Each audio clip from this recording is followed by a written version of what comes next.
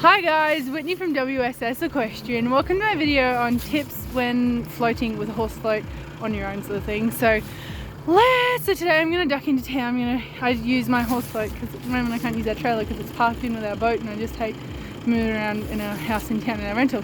So I'm using my horse float to pick up 2 round bales of hay. I just want to run through like safety checks just to keep in mind. I'm not telling you how to do it because if anything goes wrong, I'm not taking responsibility for your actions. Just to make that clear, disclaimer, I am not responsible for anything that happens to you. But I'm going to share my own experiences in this video, and that's what we're doing right here, right now. So, I have hitched up my jockey wheel over here. Let's get on the other side. So, my jockey wheel is up. It's in the safe traveling position. So old. So yeah, it's ready to go. Wheel down. That's in tight and firm. It's snug. So I make sure that my D-shackles are safely done up and they're crisscrossed for my horse float and the length and drawbar and all that jazz. These are crisscrossed. I make sure I poke my finger. Let me share under here on the toe ball. I poke my finger. Why isn't it sharing? There we go. I go up and under. I can feel the clip. Is it gonna?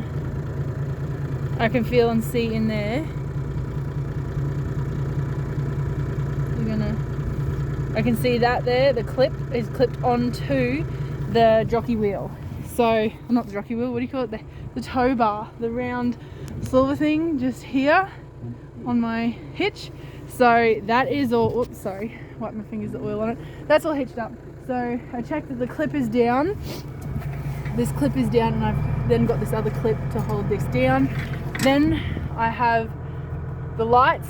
Lights are now clipped in, and then you go up the back, and I see my side lights. See, just there. You can see the reflection on the float. Indicates that the lights are on, ready to go. So the hitch is down. The hitch is clipped on.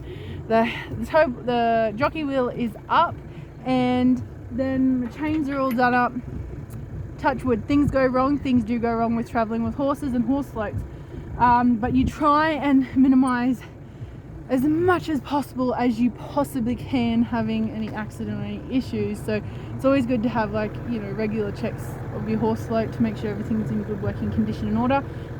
When you don't go through and do these procedures and checks every time you hitch up, I'm fanatic now, because when I first got my P's, thankfully it was with mum and dad's Carica 2-horse float. My sister and I were hooking it up. I'm the driver, I'm fresh on my P's, and we're in a rush. I was doing something. I was picking up the horse float to go back to the other property to where my horse was, because we're going to Gymkhana next day. Anyways, I didn't check the hitch was down. I didn't check my sister had locked the pin in, locked this in, because we've both done it.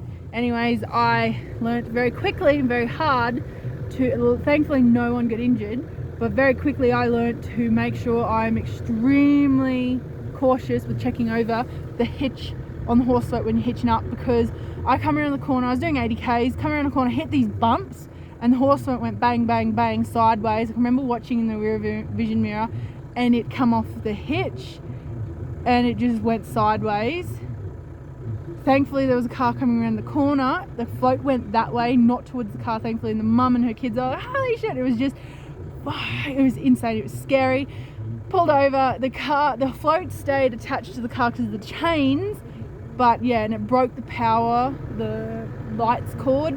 So boyfriend at the time had to fix that. But yeah, that was a very quick, steep learning curve, and I'm just sharing sporadically, just on the fly, because I have not organised my YouTube video today, edited, so I thought I'll do on the fly quick talking video, and then I'll just upload this evening.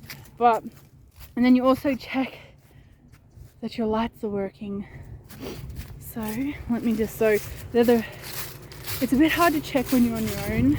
Work it out for yourself, do what you got to do. Put a grip on the brake pedal. $50 pair of vouchers from Service New South Wales. But I'm going to turn the hazards on. $250. Hazards are now on. You can see back of my car. Hazard lights are both on those two. And then down here. Okay, they're both working. Can you see that? Oh, there we go. Hazards are working. So we go. go. There you go. So yeah, that's just a quick run through on safety procedures, making sure everything's in working order when traveling with your horse float. So let's do a quick photo. So I'll stop and I'm gonna try and remember to take photos when I'm like for the thumbnail so that they're relatable to what's going on when I'm filming. So let's do another one. You walk away. I'm not going to edit this video, it's going to be all in one. So you can see me just quickly capturing the photo. Alright, so now I'm going to race into town before they close. I'm going to grab 2 round bales of hay and probably some pony parts so I don't have to go back next week because then I'm all done for the next 2 fortnights. And then the horses have been fed, they've just had their dinner. But they've run out of hay and they're very hungry. It's going to be -4 degrees tonight. I was going to give it to them tomorrow. It's Friday afternoon, 29th of July, 2022.